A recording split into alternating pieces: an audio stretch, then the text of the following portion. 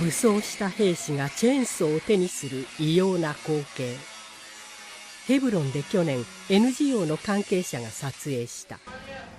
暗闇でうごめく兵士に向かって撮影者とおぼしき人物が呼びかける。So this is what you call fighting terrorists?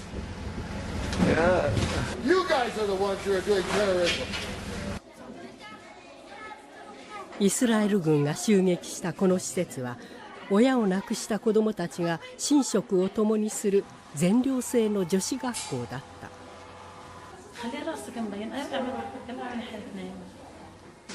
事件前の映像には兵士たちが押し入った縫製作業部屋の様子も映っている。ミシンに向かう女子生徒たち。ハンガーラックには出来上がった服が整然と並んでいた。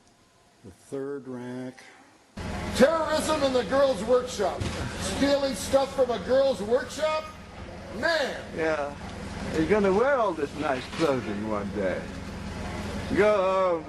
You got 130 girls who are scared. 厳しい問いかけに投げやりな言葉を返すイスラエル兵。作業部屋を黙々と破壊し、出来上がった服やミシンなどの機材を根こそぎ持ち去った。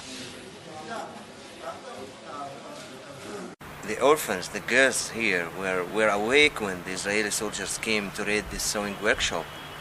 And the Israeli soldiers were shouting at them, go to bed, go to bed. And they saw everything by their own eyes.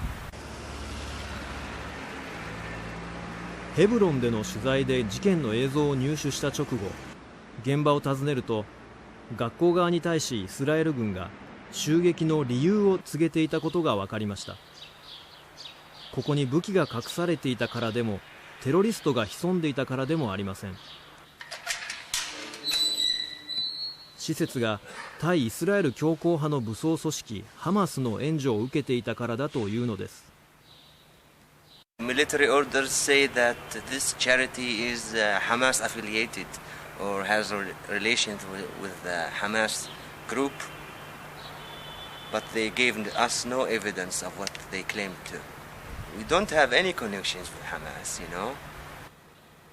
ハマスが武装闘争だけでなく慈善事業を行うことでパレスチナ人の支持を広げてきたことを考えれば、こうした施設を支援している可能性は十分あります。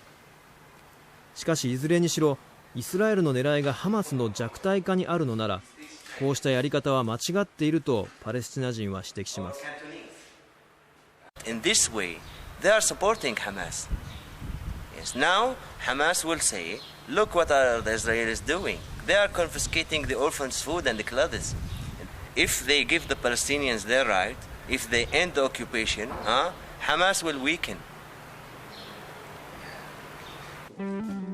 さまざまな矛盾を抱える占領体制。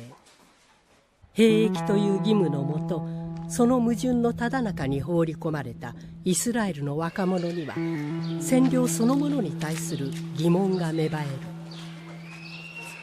Summarize the point: the soldiers are victims of the situation, but the real victims are, of course, the Palestinians that suffered the occupation for all their life. I'm explaining this psychological change in a human being that is put in this kind of situation in order to express what I think about the Israeli occupation, about any military occupation of a civilian.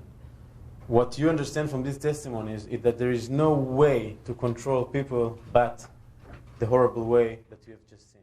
ノアムの仲間たちも映画「沈黙を破る」の中で問題の普遍性を指摘している。兵士特有の心理について、占領という国家の行為について。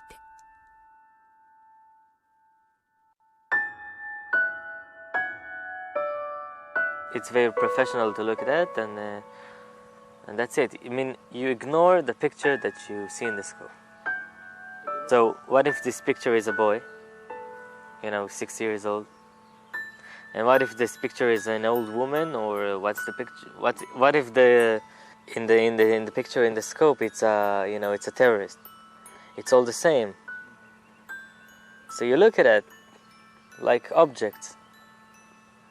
So when you start looking at people as objects, I guess it fucks you up. From now I can see that, yes, it's very, it's crazy what we've done, but it's, you know, looking backwards. And there is no point of, you know, making it normal. Because every day you could decide that you have new red lines, new borders that you won't cross, new moral borders that you won't cross. But the next day you find yourself crossing them. We're not talking about the Israeli youngsters, we're talking about every army who's occupying all over. That's the process that it must go through, because there's no other way to keep occupying.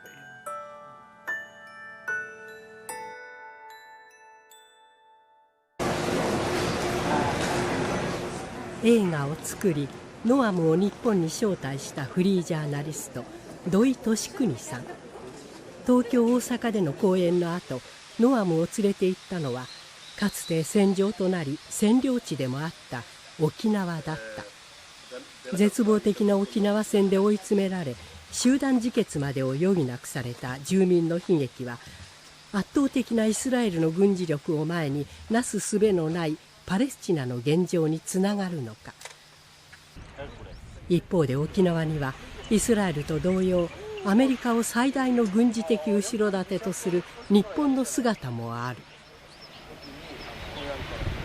やっぱり一番でも今日ね、なぜ俺強引にここへ連れてきたかというと、軍隊って一体何なのかっていうね、彼もイスラエル軍のでやっぱり考えるわけでしょ。やっぱり軍隊っていうのは本当に国を守るのか、住民を守るのか、国民を守るのかっていう問いをね、僕はやっぱり沖縄戦の一つの教訓として彼に見てほしかったの。軍隊っていうのはの本質みたいなのをね、ここに僕は凝縮されてると思うの、沖縄の住民虐殺はね。そういうのをね、彼にはやっぱりちょっと見てほしかった。それとやっぱり今日本がアメリカのやっぱり属国になってるっていう現状をさ、やっぱりイスラエル人にも知ってほしいんだよね。なぜ我々が独自の中東政策を取れないのかっていうのはここ来るとよくわかるじゃないですか。I'm here and everywhere talking about the military occupation in Palestine. And of course, the American has their responsibility for that and some responsibility. And when I was in the States or breaking the silence were in the States, that's something that we said. But here in Japan, we try to point a finger of the responsibility of the Japanese, because the Japanese, as a member of a very strong and rich country in this world, also have responsibility for atrocities that take place in the world, like the Israeli occupation in West Bank and Gaza. Of course, the responsibility is firstly Israeli, but I come here to call for help. I think people here that understand the scene of the occupation should ask themselves what they can change and how can they help. イスラエルとパレスチナ、遠く離れた日本ではともすれば暴力の応酬と片付けられていないだろうか。安易な構図はその根本にある占領を包み隠す。無意識にそして意図的に隠されてきた占領の闇について沈黙を破ったイスラエル兵。自ら加担してしまった間違った行為について語り、パレスチナの悲劇を知らせることがイスラエルによる占領を終わらせ中東和平を実現する第一歩だと訴え